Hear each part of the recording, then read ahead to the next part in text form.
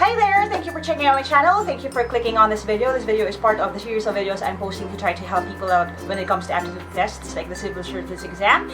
This video in particular is part of my series on language. Well, language kind of kasi it's part of me restarting the Team Lyqa book club. Now, if you're not yet part of the Team Lyqa book club, you can sign up down below. There should be a link to the Google form for you to put in your information, including your email address, para I can send all of the resources to you, including the next book that you're going to discuss. Now, I've already done this a few times before, pero lagi siyang humihinto pagdating ng review season. The reason for that is kasi I prioritize the topics na lalabas sa exam over this. Now, habang matagal pa yung susunod na exam kasi hindi pa nag-a-announce sa Civil Service Commission, we're going to start with building up your language arsenal right away. Now, bakit kaya ganoon? Kasi, I focused a lot on math for the past 100 plus videos that I already made. And the reason for that is kasi ang math ang pinakamadaling ituro. Kasi if you watch a video once, kahit once lang, if you're focused and if you're ready to learn, pwede nyo nang makuha. If not, you watch it a couple times, ready na kayo. Practice it and then you'll get it. And pagdating sa exam, you will get the right answer. And I see that a lot sa inyo. And sa lahat ng mga comments ng mga nag-take nung August 6 exam, they keep telling me na, okay, coach, ready na ako sa math, confident na ako, mabilis na ako. Ang problema ko is in English, in language. Kasi mabagal ako magbasa, at mahina ang comprehension ko, and hindi ko alam yung mga vocabulary words. Now, the reason why I focus on math is not because, alam niyo yun, yung parang math lang kasi ang lumalabas sa exam. I know that maraming lumalabas na language sa exam. The only reason why I focus on math is kasi ito ang pinakamadaling hatakin ng score. Ang language kasi hindi madali masyadong ituro kasi it takes a lot of time and effort and practice kasi language is something that you acquire. Ibig sabihin, the more you read, the more you understand, the more you learn. So if you're not into reading, it's going to be very hard for you to really master the language kasi exposure ang kailangan. You have to keep exposing yourself to sentences, to stories, to paragraphs, and reading how to learn and reading how to read really fast.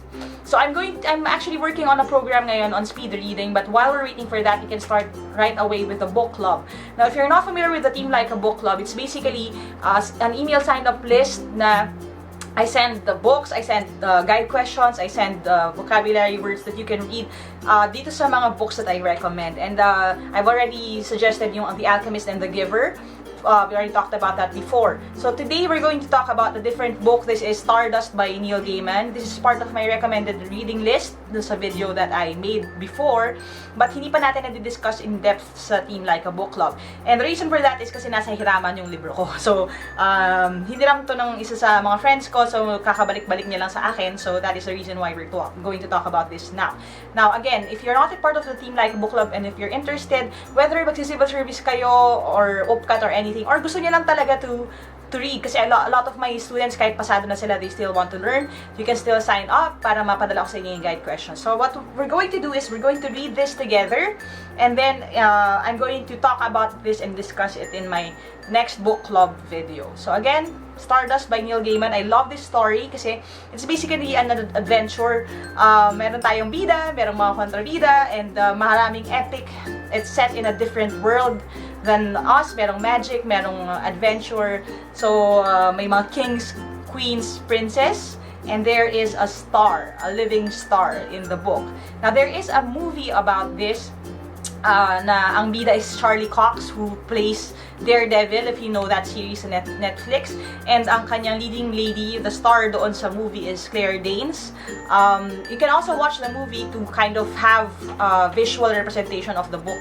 But I do suggest that you also read the book kasi iba pa rin yung nasa libro kasi you will encounter words that we're going to discuss, and there are other parts na hindi din masyadong na bigyan ng importance sa movie. Now, ano yung bakit ito yung sinasuggest ko sa inyo at bakit meron siyang companion na movie? Kasi I know na some people have a hard time imagining things. Ibig sabihin, nahihirapan sila na pag nagbasa ako na okay, nag-describe siya na ito ang itsura ng kingdom, hindi ko siya masyadong makita sa mind ko. Pag sinabi na may rolling fields, meron ganon, hindi pa masyadong nakikita ng mind's eye. Ibig sabihin nun, hindi pa mabilis yung imagination kasi hindi pa tayo siguro ganon ka well-read.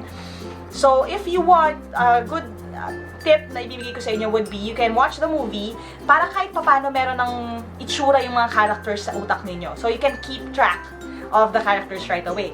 Kasi a lot of my students will also complain na, ma'am, kasi pag nagbabasa po ako, tas ang daming characters, hindi ko na alam kung sino nga ba yung anak ni ganyan, sino yung tatay ni ganon. So you can go and watch the movie first.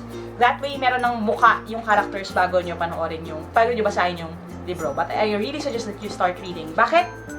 Walang shortcut. Now, a lot of people ask me, paano po ako magiging mabilis sa pagbabasa nang hindi ako nagbabasa? The answer is, you will never be good at reading or grammar or anything if hindi kayo nagbabasa. Kasi that's the only way. Walang shortcuts, walang kahit ano. I can give you tips, but hanggang dun lang yon. So, you really have to read. Okay? So, I suggest watch the movie. Kung may subtitles, mas maganda. Okay? That way, makikita nyo yung spelling ng mga names at saka yung spelling ng dialogue. Kasi some of them speak with an accent. And then you read the book. We're going to discuss this on the next video. Alright, so again, if you want to be part of the book club, the list, and if you want to get all of the resources, go and sign up sa link down below. So thank you guys for watching, and welcome to Team Lyqa Book Club. I'll talk to you soon. And as always, if you have any questions, requests, or you want to reach out to me directly, go to www.facebook.com/teamlyqa. Also, subscribe to this channel, hit the bell icon. Okay, para malaman ninyo as soon as the new video posts. I'm going to be making a lot more things, including yung mga English grammar tips ko really soon. I'm just resting up a bit. Kakatapos lang ng review season, and since malayo pa naman ang susunod, we're going to take things a little bit slower this time. But, as always, I'm going to make sure that there is at least one new video every week. So, thank you guys for watching. God bless. Aja. Kaya niyan. I'll see you in my next video.